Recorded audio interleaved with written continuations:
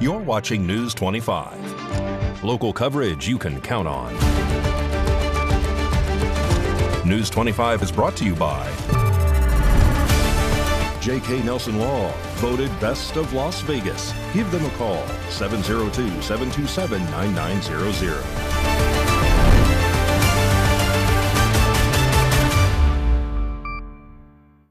Thank you for joining us here on News 25 and Ace Country Radio and streaming at KPVM.TV and now on Roku devices on this Wednesday, August 6, 2025. Good evening. I'm Chris Palermo. Here is what's happening. A two-vehicle injury accident occurred today at the intersection of Bella Vista and Blagg, and here is what News 25 knows so far.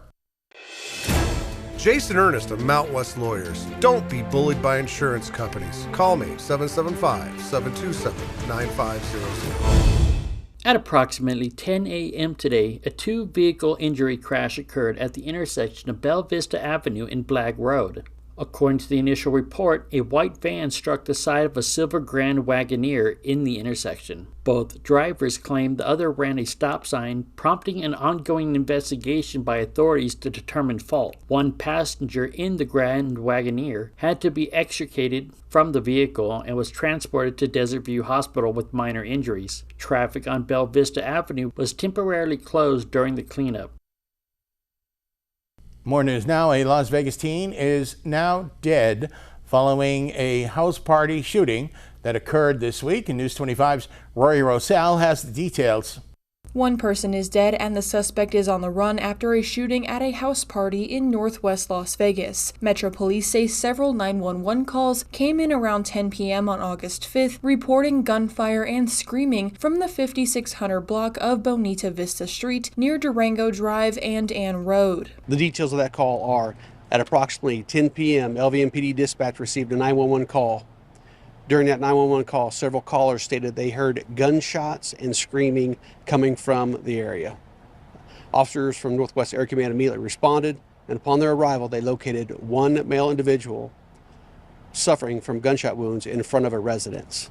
Those officers immediately began rendering aid until medical arrived. Unfortunately, when the medical arrived, they did pronounce that individual deceased on scene. Homicide detectives have been notified, and we're currently on scene investigating. The preliminary details that we know so far is there was a large gathering, a large party at one of the residences.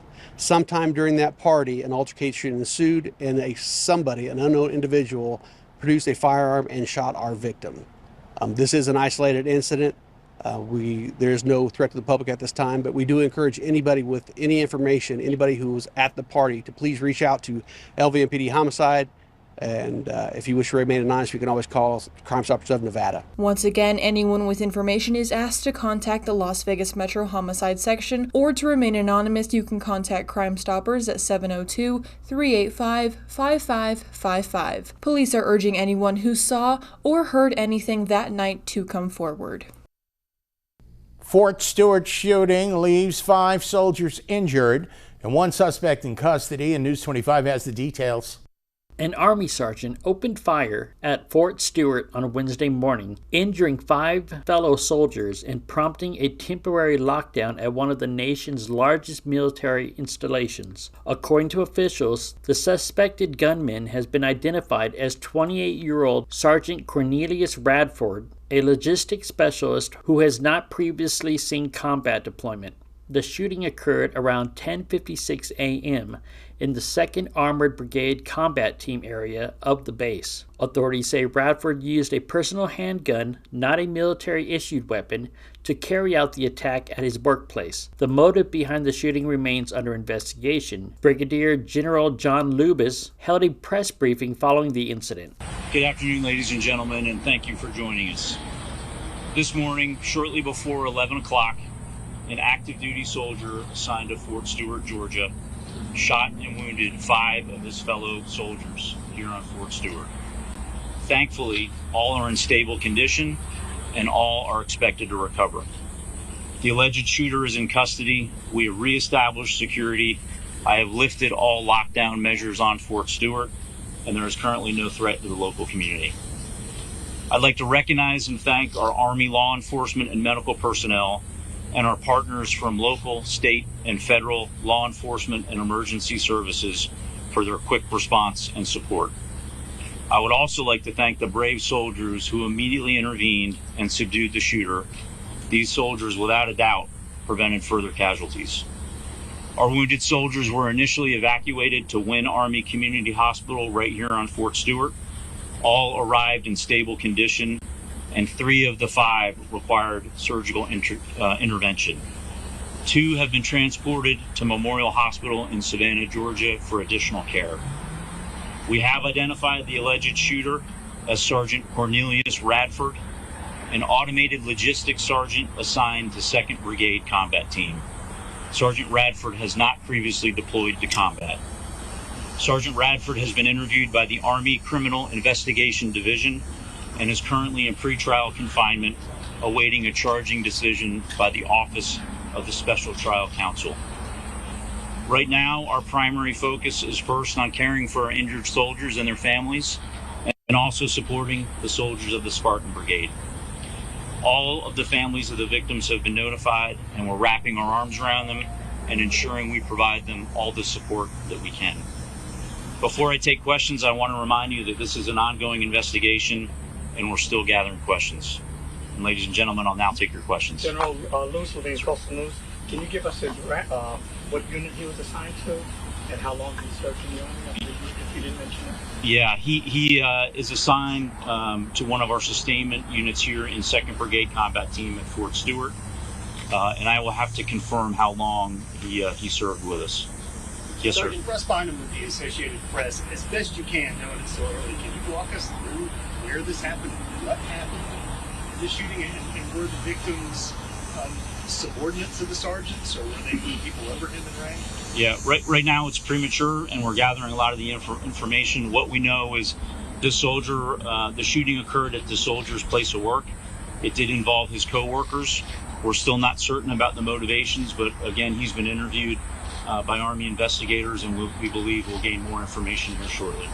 Well, the 2028 Olympics are still a ways off, but President Donald Trump is making preparations. Watching News 25.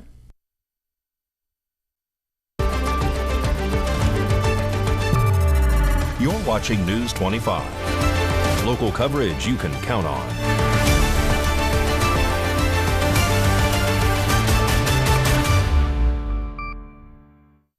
Welcome back to News 25. I'm Chris Palermo. President Donald Trump is now making preparations for the 2028 Olympics that will take place in Los Angeles, California. Let's take a look at what those preparations are.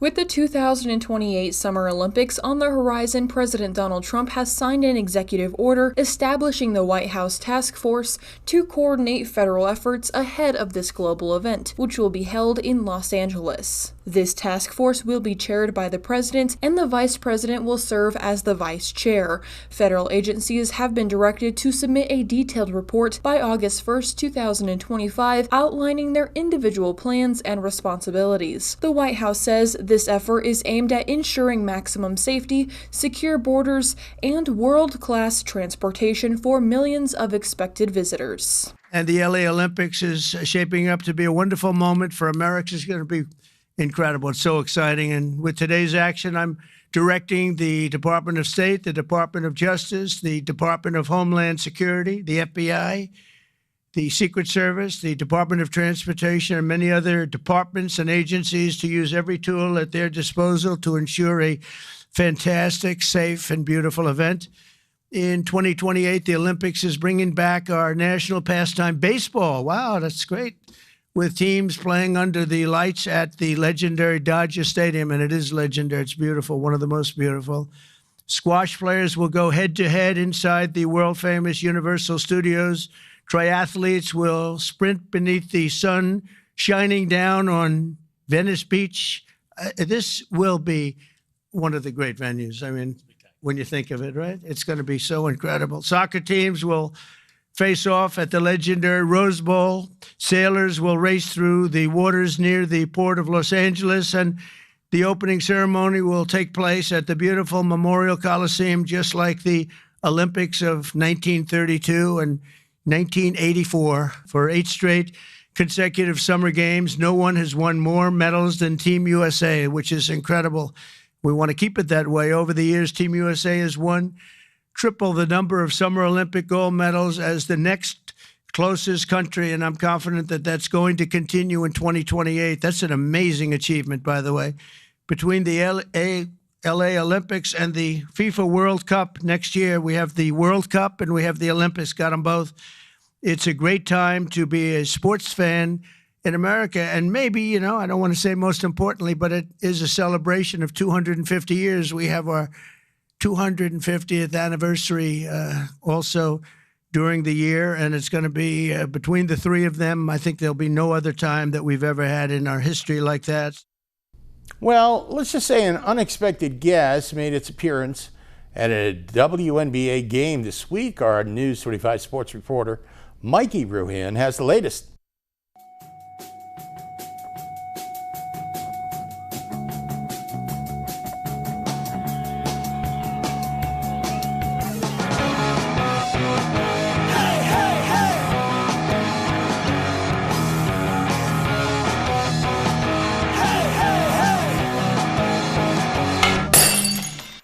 Time now for your News 25 look at sports and streaming at KPVM.TV. And now on Roku devices, the Las Vegas Aviators won their second game in a row on Tuesday night, 8-4 over the Salt Lake Bees, rematch this evening at 6:05. Another week, another adult toy thrown on the floor at a WNBA game. The latest toss of a toy, neon green in color, came during Tuesday night's game between the Indiana Fever and the Los Angeles Sparks at Crypto.com Arena in LA. With 2 minutes remaining in the second quarter, the toy landed on the court in the lane near Fever forward Sophie Cunningham, who earlier in the week went on social media to plead with fans not to throw things on the floor. Los Angeles Sparks guard Kelsey Plum took it upon herself to get rid of it by kicking it into the stands. Hopefully it wasn't a three-pointer. Las Vegas Aces are in California this evening taking on the Golden State Valkyries. And the Pahrump Youth Bowling League has a new set of summer season champions, concluding on July 26th at the Pahrump Nugget Bowling Center. Thomas Carstow, Scott Bishpam, and Brody Blatton were crowned league champions of the Youth Summer League. And I would like to say happy birthday to Victoria Smith.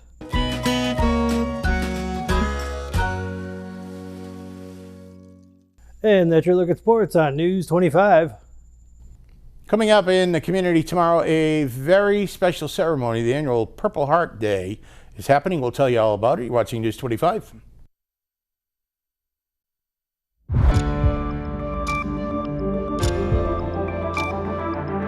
You're watching News 25. Local coverage you can count on. News 25 is brought to you by Mountain West Lawyer, Injury Attorneys, 727-9500.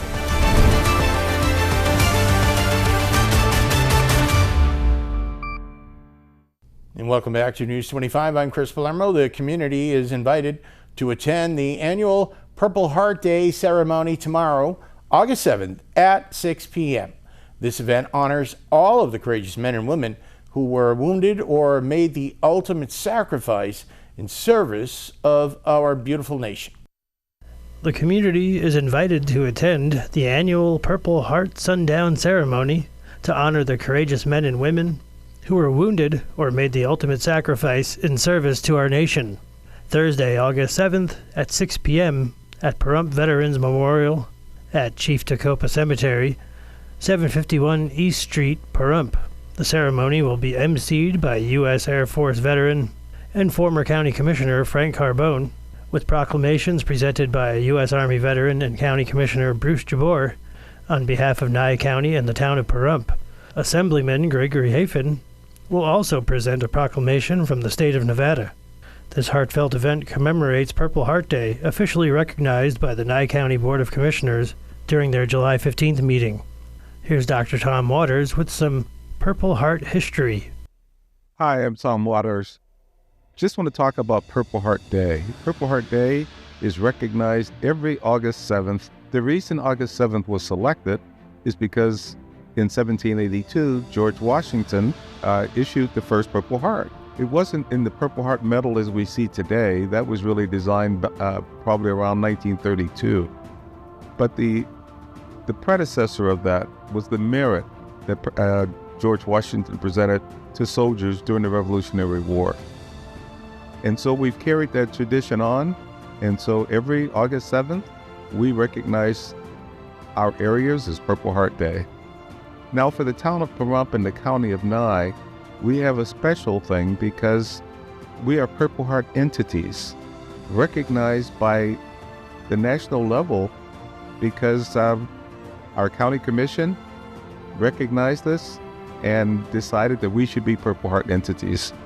So we have the town of Pahrump and the county of Nye as the first county in the state of Nevada to be recognized, and the town of Pahrump as the only town in the state of Nevada to be recognized as a Purple Heart entity. And so on August 7th, usually in the evening, we have our Purple Heart ceremony. We usually start at about 6 o'clock. It's at the Veterans Memorial at the Chief Tecumseh Cemetery. And it's always attended by many members of our community. This is something that's been supported each and every year since 2017, when Nye County and the town of Pahrump became Purple Heart entities. So inviting each and every one of you to come out and observe the program. And if you miss it this year, next year it'll still be on August 7th, and we'll still have it at 6 p.m. at the Veterans Memorial of Chief Tecumseh Cemetery. We'll see you there.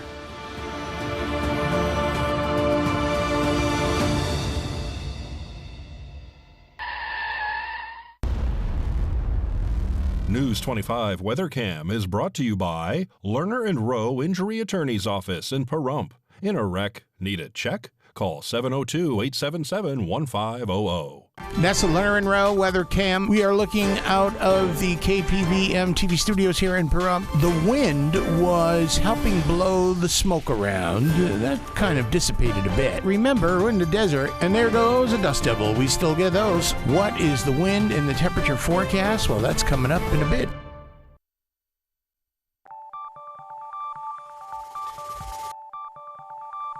Weather is sponsored by the Nevada Dairy Farmers and the Dairy Council of Nevada, sharing the love of all things dairy. Celebrate the best moments with milk. Milk the moment. And the weather is also brought to you by the Ponderosa Dairy, Nevada's largest dairy, fresh from our farm to your table.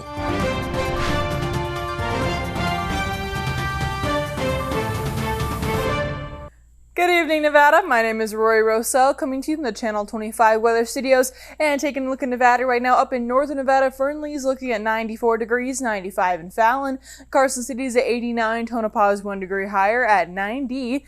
Goldfield's at 91, Beatty is at 100, Amargosa is at 106, Las Vegas is at 107, and Death Valley is at 116 today. But here in the beautiful paradise of Pahrump, it is extremely hot at 102 degrees. The high today was 104, wind blowing south-southwest at 14 miles per hour.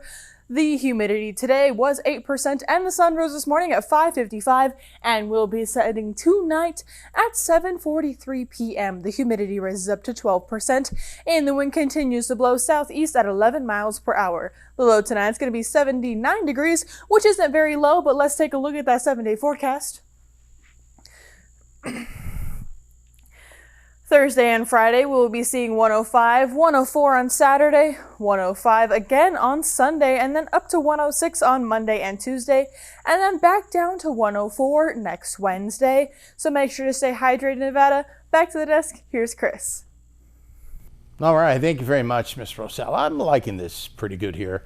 In the morning, I'm up on the Palermo weather deck, a cappuccino and a muffin outside, and it's a little chilly, 70, 75 degrees. Compared to 107 is kind of cool. That'll just about do it for all of us here tonight. I'm Chris Palermo, News 25. Make it a great night.